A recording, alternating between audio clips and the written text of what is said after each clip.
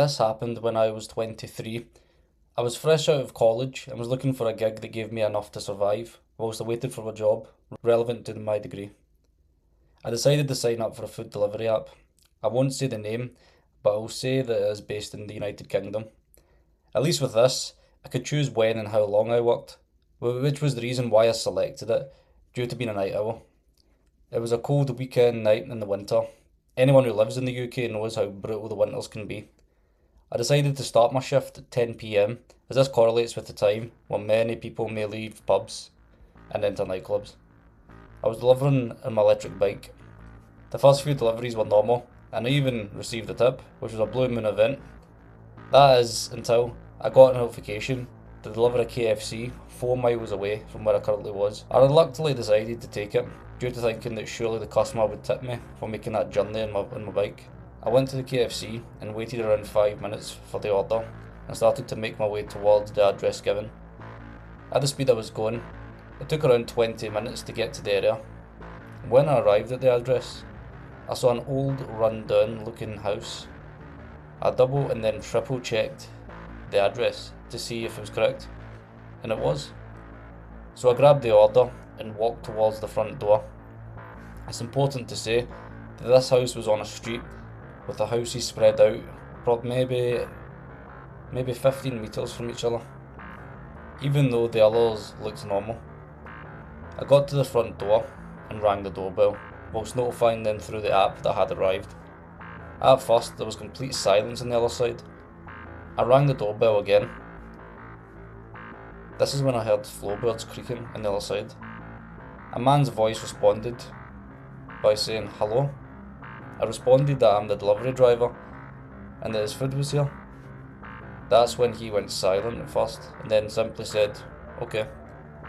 Then he asked something that made a shiver run down my spine. He asked if it was possible for me to enter the house, walk into the kitchen and place the food on the table.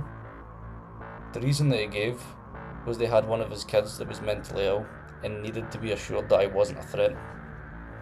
I was still stuck in my place and couldn't move my feet. That reason didn't even make sense to me. I could have just left the food and the kid wouldn't have been unsettled by me. I went silent for what seemed like a few minutes, but in reality it was probably 10 seconds. The man asked the same question again. I reluctantly told him that I would, as stupidly I was scared of getting a bad review on the app. He said that the door was open, so I opened it and stepped inside. It was dark, and there was a smell of what I could only describe as death from inside that house. I heard the man's voice, calling from a room a few doors down, which I assumed to be the kitchen. I started to make my way towards it, whilst regretting my life's choices. As I got to the hallway outside of the door, I paused. It was silent from inside. I felt like this was weird. Surely there would be sounds of movement or the child or plates and chairs of some sort. That's when I realised that the room was dark. Admittedly, I was terrified, so I decided at that moment that this is suspicious and darted toward the front door, dropping the food on the floor. I left and got to my bike, but then I saw the most horrifying sight I'd ever seen. I looked up at the house before I rode away on my bike and let out a gasp. At every single window, there was a figure looking out at me. I was clearly inches away from walking into some sick trap. I rode the bike as fast as I possibly could away, while simultaneously calling the police to come and check this house. I stopped after a few minutes and waited until I was notified the police were on the way. Then I rode back to the house to meet them there. The police went to knock on the front door, but there was no answer. Just then, a neighbour came outside to see what was all the commotion. As I updated her, she informed us that this house had been unoccupied for 6 months. I felt like my stomach had just fallen out of my body. The police entered the house and found no one there. But the one thing they did find was that the back door was left wide open. Clearly these people were planning something horrifying, and I had narrowly missed it. I stopped living for a few days after that, but eventually started again due to financial reasons. But if this experience would teach you anything, it's to always trust your gut feeling, because 9 times out of 10, the gut feeling is accurate.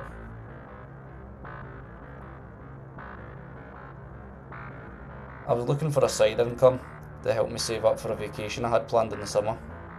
My friend suggested that I do food deliveries on the side whilst working full time in my current job. I thought that it seemed ideal for me as I could finish my shift in my day job and immediately hop on the app and do some deliveries until early hours in the morning. I started delivering 3 times per week in my hometown and I've been delivering for 2 months at this point. I really enjoyed the convenience of it, despite having to deal with the odd crackhead customer or arrogant customer who thinks he's above you. Other than that, it was pretty good, until this one night. It was around midnight, and I was getting so tired, so planned to do one more delivery before making my way home. I got an order from McDonald's, 2 miles away, which was ideal. I drove to McDonald's and waited for the order. After it was done, I picked up and made my way towards the address. After a few minutes of driving, I made it to the address. I got out of my car and made my way towards the door and saw that there was a sticky note in the front that read, "The front door is busted. Can you make your way towards the back door? And don't worry, I will tip generously." Somehow, I didn't even think too much about it and just went to the back door through the side of the house. I knocked the door and then a woman opened with a smile on her face, which eased any tension I might have been feeling. She told me that she will be back in a minute with my tip. I gave her food. I stood in silence for 30 seconds when I realised that literally every single light in the house was off. I thought that this was strange, but I ignored it as it had nothing to do with me. Another minute passed without her returning. I started to grow impatient, honestly, and just wanted to get out of there. That's when I heard something. There was a faint sound of 2 voices coming from the kitchen where I was looking into.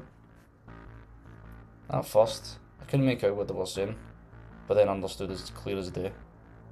The voices belonged to 2 men that sounded like they smoked for decades. They were discussing what to do when the girl comes back.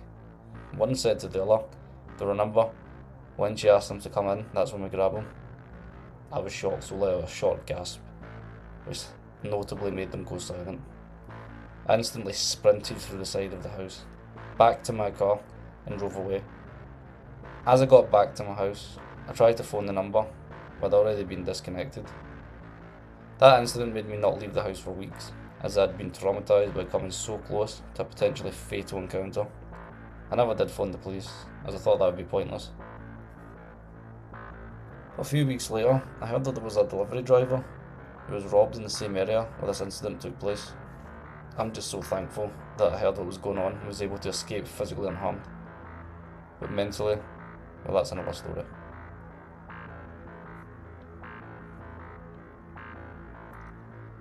I just got home from work after being forced to stay a few hours after my shift ended due to a lack of staff. I was furious at the time, but I had no choice. It was one of those events that make you say that you'll begin to look for other jobs. I ordered a takeaway to console myself as I hopped into the shower and started to prepare the plate and cutlery. Around 30 minutes later, I heard a knock on the door. Thinking it would be the food delivery driver, I opened it without giving it a second thought. I was met with a man who appeared to be rough. The first thing I noticed was that he had no food with him. I asked him what he needed. He just said that he was driving in the area and needed a place to stay, as his car broke down and he couldn't get it fixed until the morning. I asked him where his car was. That's when he paused and didn't respond. It took him a few seconds to spit it out. That was just to the left side past the trees. He gave me bad vibes, as it was clear to see that he was lying. I quickly slammed the door in his face and locked it, which made him start aggressively pounding on the door. After a minute, he stopped, and I thought they had given up. I looked through the peephole and saw that he was gone, and so I felt relieved. Then out of nowhere, I heard glass smash. I turned and saw there was my living room window. The man started to crawl inside and run towards me. I tried to resist, but he overpowered me and threw me to the floor. He started to grab my throat and attempted to strangle me. I was squirming, kicking, trying to get him off, but he was too heavy and too strong. I thought I was going to die. That's when all of a sudden, the man was thrown off of me. I looked up to see there was a delivery driver. The delivery driver started to throw punches at the man. Next thing I knew, he grabbed a vase and smashed it over the man's head, and then he put him to the floor and restrained him. I quickly called the police. As they arrived, they arrested the man on the floor and took him into the back of the police car. I thanked the driver with tears in my eyes and offered him a tip of £50, which he refused. He said that he doesn't need money to do what is right.